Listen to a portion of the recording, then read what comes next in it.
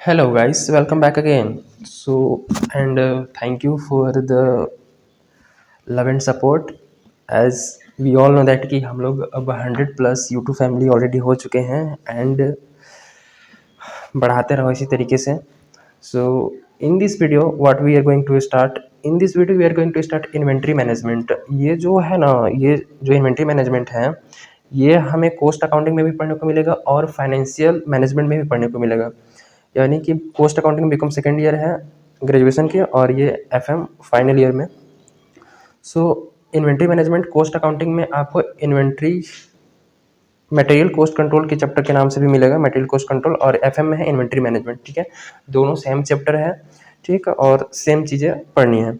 तो देखो, inventory management पढ़ रहे हैं तो सबसे पहले मतलब पता होगा कि इन्वेंट्री का क्या होगा. इन्वेंट्री का मीनिंग क्या है? इन्वेंट्री का मीनिंग है क्या? स्टॉक ऑफ गुड्स, यानी कि वस्तुएं का स्टॉक. ठीक है, अब बिजनेस के पॉइंट ऑफ व्यू से चैप्टर है कि भाई बिजनेस कर रहे हो, प्रोडक्शन यूनिट है आपका, तो आप क्या करोगे? सामान को मंगा के रखोगे एक जगह पर. ठीक है, स्टॉक बनाओगे. ठीक, रॉ मटेरियल का सामान रहेगा, मशीनरी मशीनरी बोल रहा हूँ कि फिनिश गुड्स जो बना के रखोगे वो सब. ठीक है, तो स्टॉक ऑफ गुड्स को इन्वेंट्री बोलेंगे. तो इन्वेंट्री में जो स्टॉक ऑफ गुड्स है वो किस किस गुड्स का स्टॉक हो सकता है इन्वेंट्री में? तो ध्यान देना, जो इन्वेंट्री है वो स्टॉक ऑफ फिनिश गुड्स भी हो सकता है, यानी कि जो रूम है हमारा उसमें हम फिनिश गुड्स रख सकते हैं. ठीक, जो गोडाउन है उसमें फिनिश गुड्स रहेगा. Stock of work in progress हो सकता है. वर्क इन प्रोग्रेस क्या है? कि अभी सामान आधा बना है, आधा नहीं बना है. वर्क इन प्रोग्रेस यानी कि अभी वो प्रोग्रेस में है. ठीक है, उसमें भी काम होना बाकी है. तो उस टाइप के मटेरियल को बोलेंगे वो stock of work in progress. And stock of raw material जो कच्चा माल है. And stores and spare parts. Store and spare parts वो होते हैं जो नेसेसरी फॉर प्रोडक्शन, यानी कि इनके बिना प्रोडक्शन नहीं हो सकता है. वो सारे जो सामान होंगे उसको बोलेंगे स्टोर्स एंड स्पेयर पार्ट्स. ठीक, तो ये मेन जो है वो चार चीज़ें इन्वेंट्री में आती है: stock of finish goods, stock of work in progress, stock of raw material and stores and spare parts.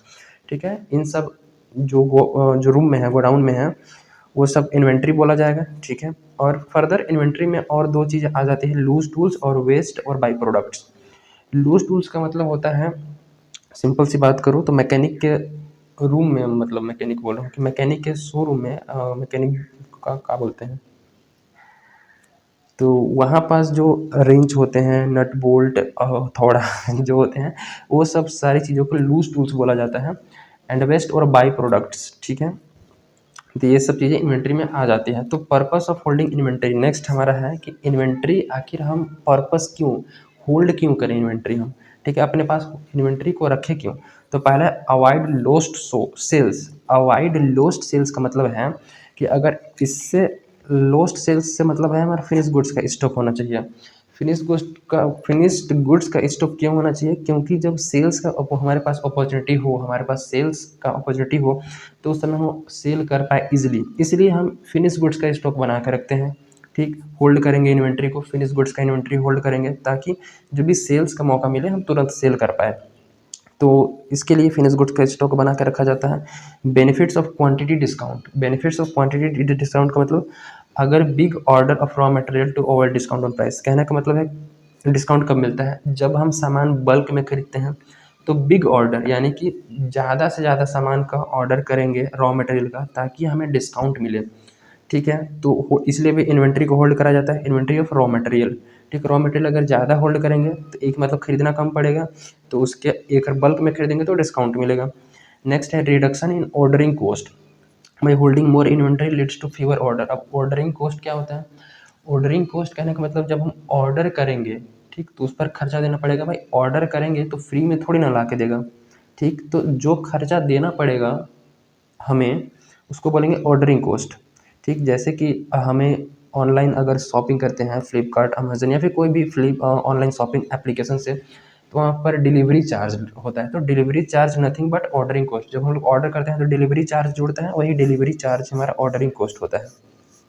तो अगर हम ज़्यादा इन्वेंट्री को होल्ड करेंगे, ठीक, ज़्यादा होल्ड करेंगे तो कम ऑर्डर करना पड़ेगा, तो कम ऑर्डर करना पड़ेगा तो ऑर्डर कॉस्ट भी कम हो जाएगा.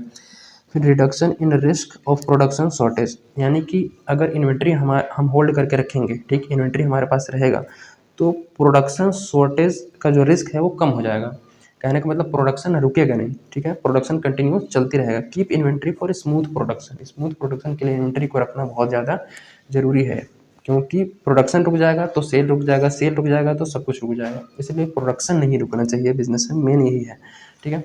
तो अभी तक हमने क्या देखा इन्वेंट्री मैनेजमेंट में, इन्वेंट्री का मतलब कि इन्वेंट्री किस किस चीज़ का हो सकता है, फिनिश गुड्स का हो सकता है, work in progress, raw material और स्पेयर पार्ट्स का हो सकता है, ठीक है, इन्वेंट्री। और उसमें फर्दर लूज टूल्स और वेस्ट और बाई प्रोडक्ट्स आ जाते हैं। नेक्स्ट इसमें देखा जाए तो इन्वेंट्री मैनेजमेंट का मतलब क्या है, इन्वेंट्री मैनेजमेंट, हमने इन्वेंट्री का मतलब देखा, अब इन्वेंट्री मैनेजमेंट का मतलब क्या है। तो देखो क्या लिखा है कि scientific method for determining what, when and how to purchase and how much have in stock for a given period of time.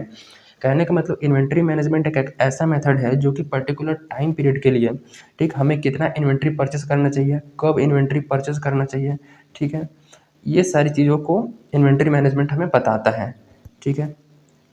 And need और इम्पोर्टेंस ऑफ इन्वेंट्री मैनेजमेंट, कि भैया इन्वेंट्री को मैनेज करना, मैनेजमेंट करना क्यों ज़रूरी है, क्यों इम्पोर्टेंस है, ठीक, हमें क्यों पता होना चाहिए कि इन्वेंट्री कब ऑर्डर करना है, कब हमें ऑर्डर कर देना है, मंगा लेना है, कितना मंगाना है, ये क्यों ज़्यादा ज़रूरी होना चाहिए।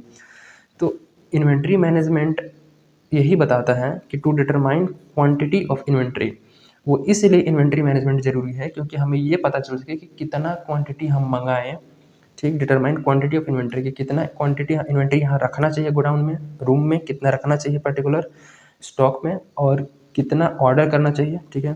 Quantity not excessive neither deficit of what is required, कि हमें जितना रिक्वायर्ड है, जितना हमें रिक्वायर्ड है उससे ज़्यादा भी नहीं होना चाहिए और कम भी नहीं होना चाहिए, ठीक।